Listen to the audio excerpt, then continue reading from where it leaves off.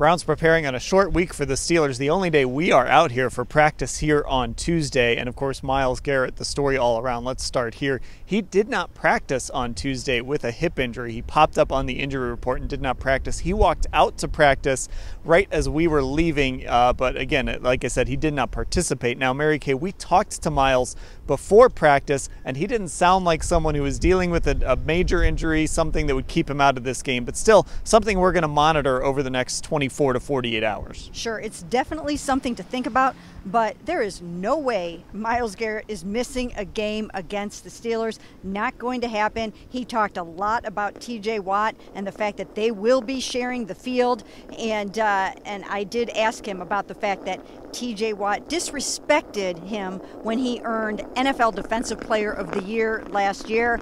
Myles came right out and said he was not happy about that, and he is actually expecting an apology from TJ Watt on Thursday night. Yeah, Ashley, and we've seen Myles play through so many things this season that you would have to think this isn't going to keep him out, especially, again, because he spoke today and because he sounded like someone who's excited to play in this football game. Yeah, and obviously with it being a short week, I think you just expect at this stage of the season for them to be really cautious, especially when it comes to Myles Garrett, who throughout the last few years has struggled with nagging injuries down the stretch of the season. So I'm guessing it's a better safe than sorry situation, just given the short week. So let's go back to that TJ Watt thing, because obviously it was something that Mary Kay, when you asked him about it, look, Myles can go a number of different ways, right? He can just sort of play it off. He can just give you a bad answer, but he's certainly engaged in it. It just feels like this really is kind of something that sort of stuck with him after he finally won that first Defensive Player of the Year award.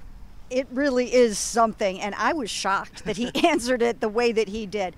I just didn't think that he was going to go there, but right from the jump, when I asked him about it, he said, yeah, he did not appreciate it. He didn't do that when TJ Watt won it a couple of years ago, and he didn't expect TJ to do that to him. And of course, we know that JJ Watt also chimed in on that. Micah Parsons came to his defense, but this is a thing for Myles heading into this game, and I don't think he was really kidding, but he almost was a little half kidding about the fact that he wants an apology on Thursday night. We'll see what comes up, what TJ comes up with. It was almost one of those there's truth in sarcasm moments or something like that. But Ashley, I mean, if you think about it, Myles, this award was very important to Myles Garrett, finally breaking through and winning this award. It was a topic every single year of his career. And to finally break through and win it and then have one of the guys you beat out for it, one of your division rivals, a guy that you respect kind of, say some stuff maybe you don't like, kind of take over the headlines for a little while after you win the award. I could see how that could bother Myles. Yeah, I was thinking about this today because as Myles was talking, I'm like, oh, this might be a little bulletin board material for the Steelers, but really, TJ Watt gave Myles Garrett bulletin board material for this game all the way back in February by tweeting, by getting JJ Watt involved. I mean, really they blew this up, and I think for Myles, it's something he clearly hasn't forgotten. Like Mary Kay, I was surprised he was this honest because I do think he does have a way of blowing things off a little bit if he gets a question that could be a little controversial, so to speak, in his answer back. And he did not hold any punches today. Yeah, I kind of wish we had a longer week here to get some more responses from Steelers players or whatever. But, all right, we'll save that for a couple weeks. Now, we got to talk about tackle. That is still a topic. Dawand Jones goes on IR. Jaron Christian is signed, brought back from last season. He's not likely to – he won't start on Thursday night. He could be active. But, Mary Kay, what we're really judging is will it be Jed Wills, who was out on the practice field today, or could it be Jermaine Ifedi, who replaced Dawand Jones on Sunday? Yeah, the fact that Jed ended up on the injury report yesterday as a DNP. It was an estimated report, but he would not have practiced yesterday, and then I'm sure he was limited today. I don't know if he's going to be ready to start. This is quite a stout defensive front.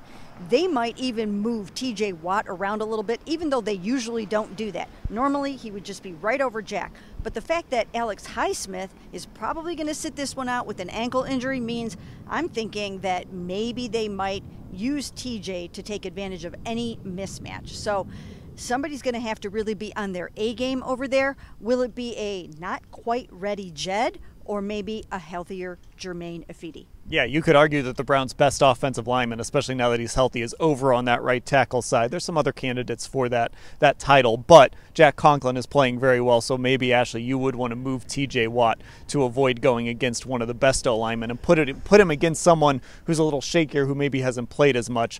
But hey, tackle watch, we love it. We love it. We're back to this security blanket for the 2024 season, and we did actually get a chance to talk to Jed Wills today in the locker room for a few minutes, and really the first time he had a chance to speak after his business decision remarks last week. And we know Kevin Stefanski said he believed Jed misspoke. It was a poor choice of words. He said they wouldn't be holding that against him in the future. Jed acknowledged all that. He acknowledged some of the pushback he got from the fan base, basically said he wasn't surprised, but all that mattered to him is that the coaches knew what he meant, and that he and Kevin Stefanski had that conversation that Kevin told us about last week, and he knows they're good after this. So as we said, Kevin Stefanski last week, I thought, did a good job diffusing that whole situation, and Jed just kind of reaffirmed that today.